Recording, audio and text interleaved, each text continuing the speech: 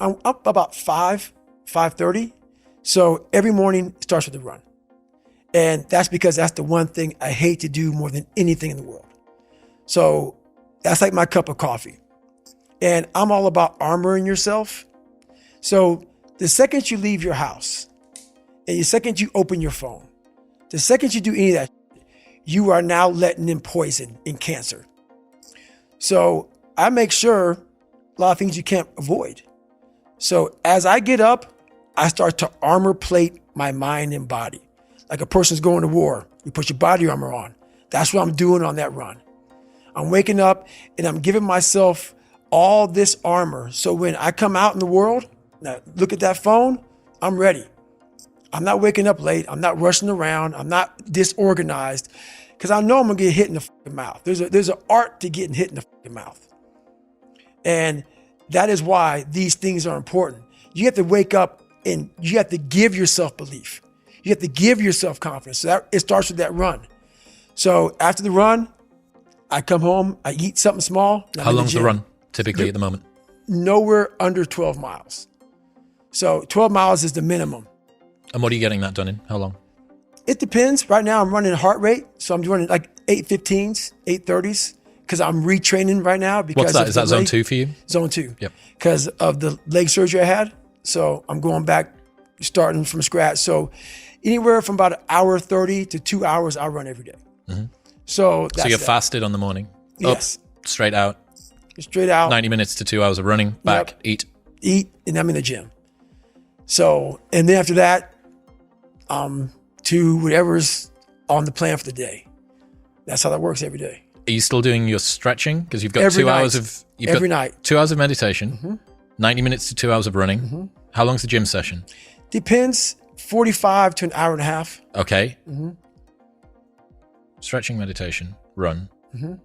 eat, mm-hmm. gym. Mm-hmm. What? Is there something I'm missing, Jennifer? Oh, yeah. Yeah. Forgot about that.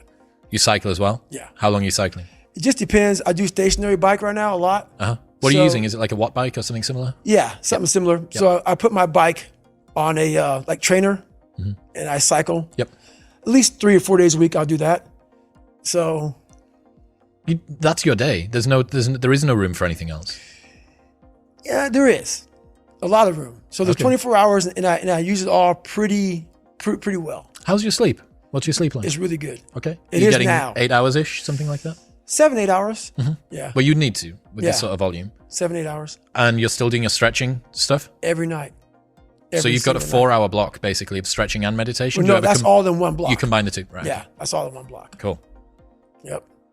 That's one hell of a day. It is, and it's been like that for 7 years. But going back to what you said before about needing to cap success, mm-hmm.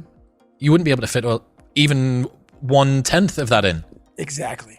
If you were chasing down. Exactly. Yep. That's exactly it. So if all that's fucked up, that's why I got to cap success, because I can't put that in.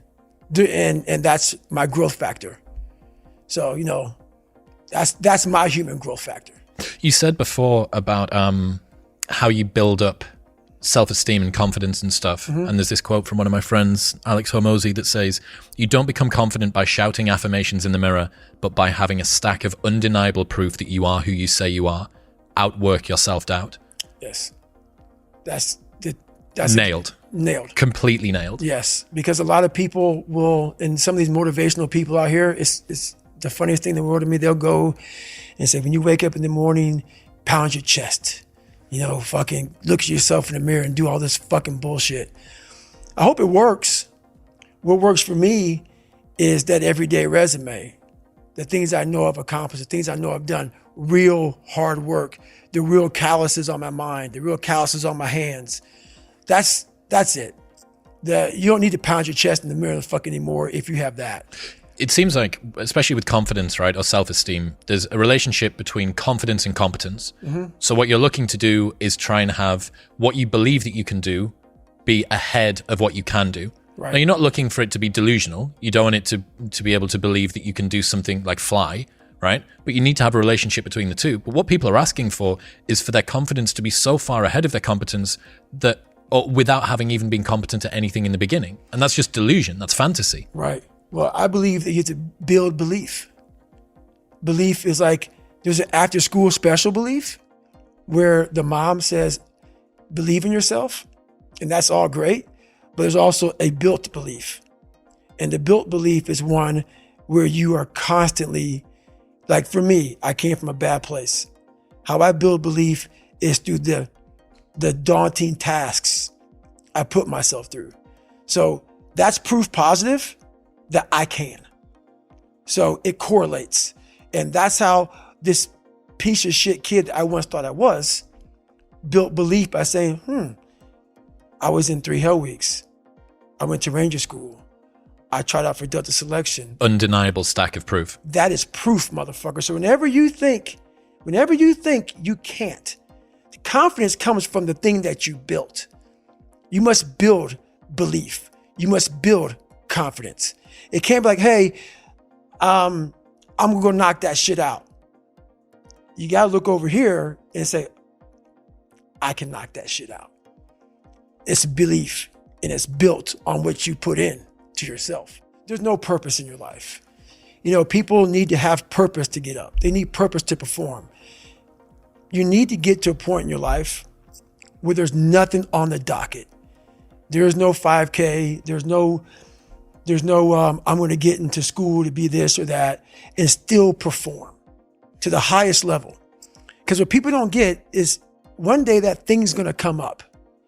And if you're not constantly performing without purpose, you're not going to be ready when the time comes. It's this magical thing, purpose, that we're all looking for. But what's funny about it all is that we need these things to perform. But we don't take a second to realize the purpose is always there.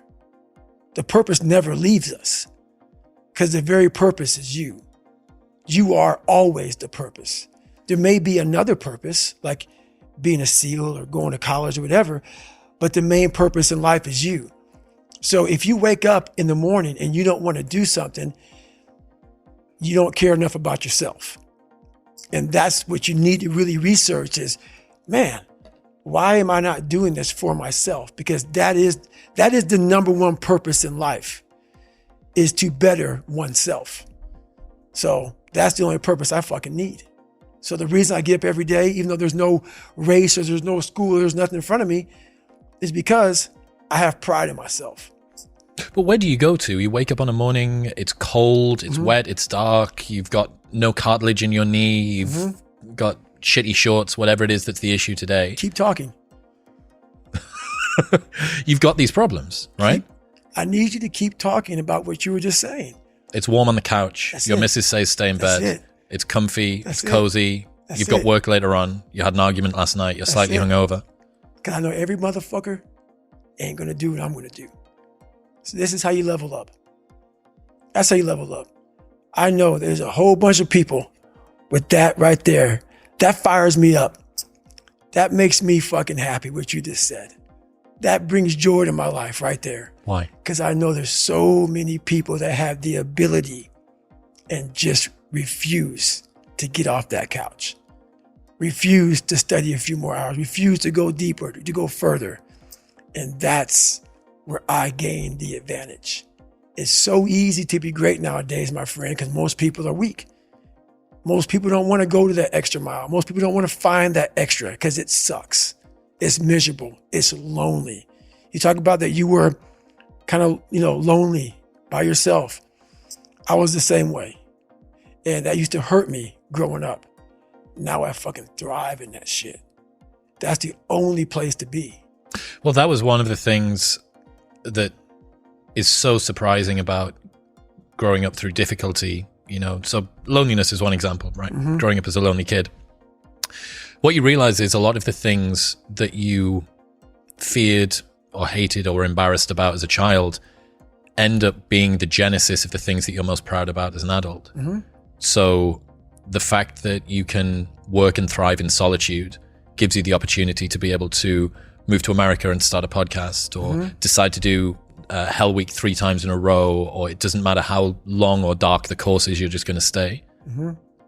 The fact that you were forced to be vigilant and to assess people, to work out what's going on, when you became an adult allows you to detect the vibe and the energy of whoever it is that you're speaking with, and know that this person's someone that I want to hang with and this person's somebody that I don't. Right.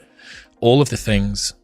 In fact, I would go as far as to say there's not one thing in my life that I see as a pure advantage that doesn't have a dark side to it that came about at some other point as well. Right. So one of the reasons that I spent so much time as a kid in my bedroom listening to audio tapes, because I didn't have anyone to play with, right? Only child, a little bit sort of unpopular. Right. So I'd be in my bedroom listening to audio tapes, and we'd go to the library every 2 weeks and we'd take the tapes back and we'd get new tapes and I'd bring them and listen to them again. Right. But you roll the clock forward 20 years and what's the 2023 version of an audio tape? It's a podcast. It's a podcast. That's right. A lot of the things that you love and value in yourself in adulthood are the light side of something that you were ashamed, fearful, disgusted by when you were younger. Yeah. I mean, I think that comes from overcoming. A lot of people, wonder, how did you become this? How did you become so vulnerable? How are you doing a podcast now when you were this kid? You overcame things. You fought them. And now this is what happens. This is on the other side of overcoming. You become very, very powerful when you overcome yourself. All those things you once cowered from, you were afraid of, when you face them eye to eye every day, you now become a person who has a great podcast. Let's say that there's someone listening who resonates with what you're talking about. They've been through trauma, they've been through hard times, but they keep breaking promises to themselves and they're struggling to get off the couch and they're having a pity party. How can they stop feeling sorry for themselves? That's a difficult one, because you have to want it. You have to want to be better. And it starts off with, you have to have pride in yourself. You have to have pride in yourself.